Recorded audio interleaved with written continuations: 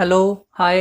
नमस्कार दोस्तों, मैं आपका भी क्रैक एग्जाम पे स्वागत करता हूं। तो चलिए आज हम आगे फिजिक्स का टॉपिक शुरू करते हैं। आज हम हीट के बारे में पढ़ेंगे कि हीट क्या होती है। तो देखिए, जो हीट होती है उसकी डेफिनेशन क्या होती है।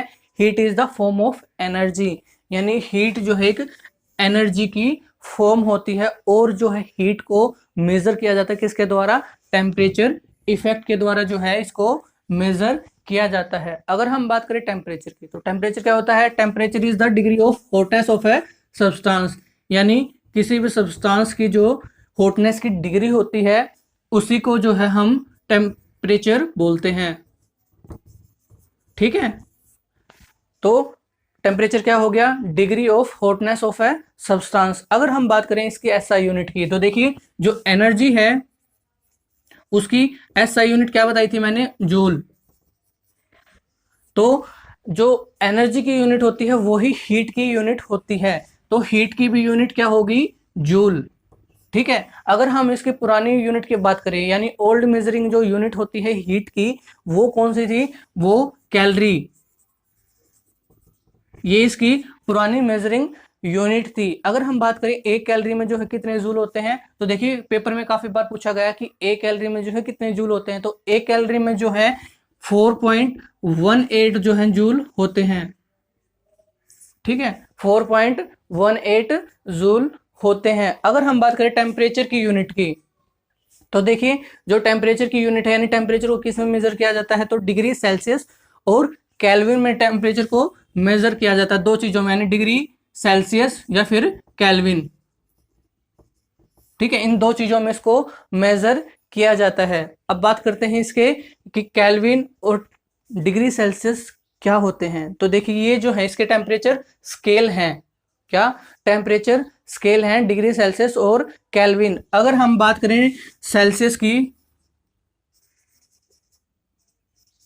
अगर हम बात करें सेल्सियस की, तो देखिए जो इसका अपर फिक्स पॉइंट होता है, क्या अपर फिक्स पॉइंट,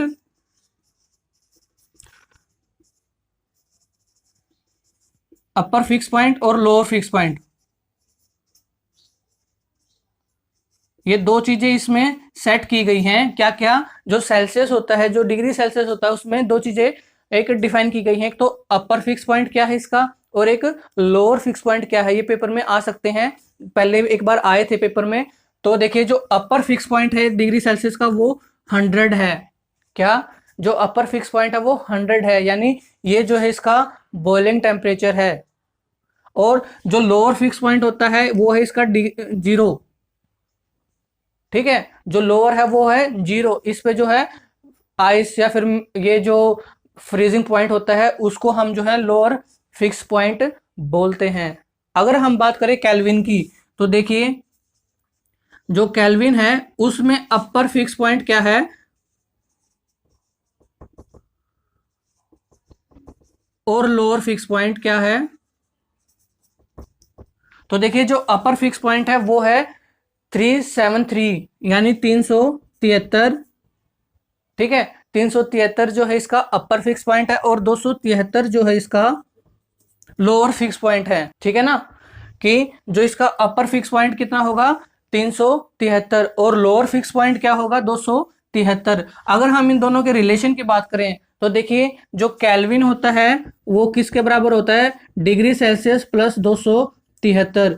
अगर कोई भी टेम्परेचर जो है सेल्सियस में दे रखा है, यानी भाई मान लो 37 डिग्री सेल्सियस दे रखा है, तो उसे अगर हम केल्विन में चेंज करेंगे तो कैसे करेंगे, जैसे 37 हो गया, 37 को प्लस 273 में ऐड कर देंगे तो उसको जो है वो टेम्परेचर केल्विन में आ जाएगा। तो ये जो है इसका केल्विन का और डिग्री सेल्सियस का रिलेशन है।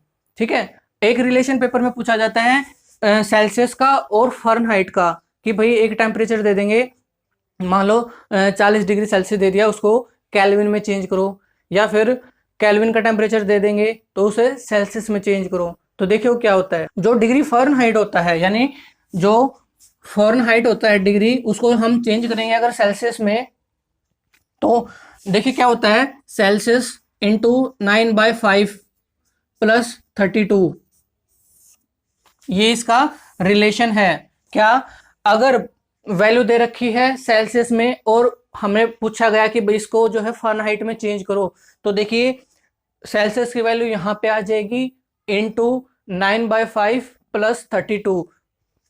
मान लीजिए एक एग्जांपल लेते हैं, 40 डिग्री सेल्सियस दे रखा और इसको पूछ लिया कि भाई इसको डिग्री फ़ारेनहाइट में चेंज करो, तो क्या हो जाएगा, ये डिग्री कितने में दे रखा है 40 इंटू 9/5 प्लस 32, यानी 8 9 जा 72 प्लस 32, और ये कितना हो जाएगा 4104 फ़ारेनहाइट। ठीक है ना, आया समझ कि अगर डिग्री सेल्सियस की वैल्यू दे रखी है और फ़ारेनहाइट में पूछ लिया तो भाई इसको जो हम इस फॉर्मूले में पुट करेंगे और वैल्यू निकल जाएगी। ऐसे ही इसको जो है अगर फ़ारेनहाइट दे रखा है और डिग्री सेल्सियस में पूछ लेंगे तो ये फॉर्मूला जो है उल्टा हो जाएगा, यानी ये फार्मूला क्या हो जाएगा, degree Celsius is equal to Fahrenheit minus 32, ठीक है, और इसके मल्टीप्लाई में हो जाएगा क्या 5/9, ये इसका फॉर्मूला हो जाएगा और ये इसका फॉर्मूला है। दोनों ध्यान रखिए, पेपर में काफी बार आते हैं। चलिए आगे बात करते हैं स्पेसिफिक हीट और लेटेंट हीट की। देखिए ये दोनों ही टॉपिक काफी इंपॉर्टेंट है और इसमें से एक जो क्वेश्चन है वो पेपर में जरूर आता है। देखिए क्या होता है, जो स्पेसिफिक हीट होती है वो क्या है, the amount of heat which is required to raise the temperature of a unit of a mass और the substance by 1 degree Celsius. ये काफी इंपॉर्टेंट है, इसमें 1 डिग्री सेल्सियस क्या होगी स्पेसिफिक हीट, कि भाई किसी भी बॉडी का टेम्परेचर जो है इंक्रीज करने के लिए ली गई हीट, ठीक है, वो जो है हीट कितनी होगी कि भाई वो 1 डिग्री सेल्सियस तक उसके टेम्परेचर को इंक्रीज कर देगी।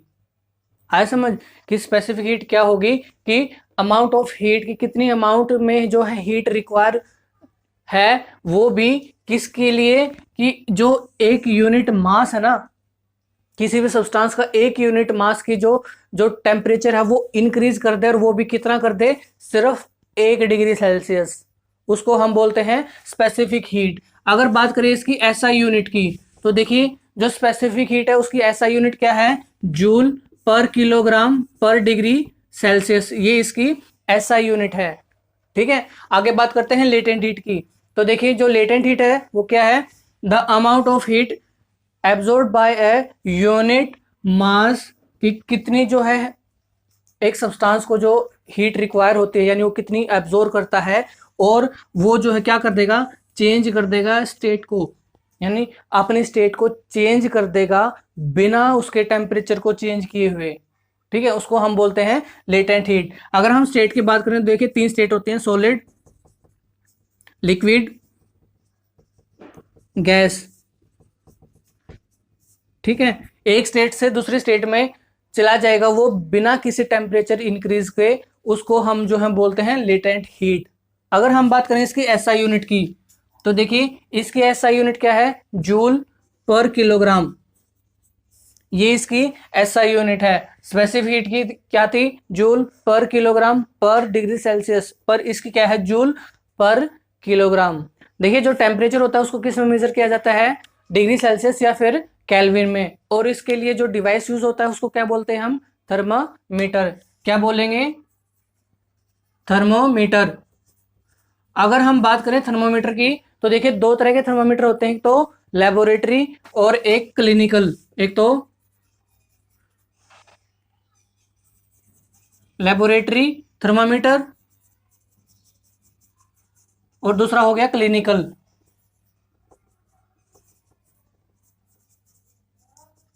Clinical thermometer.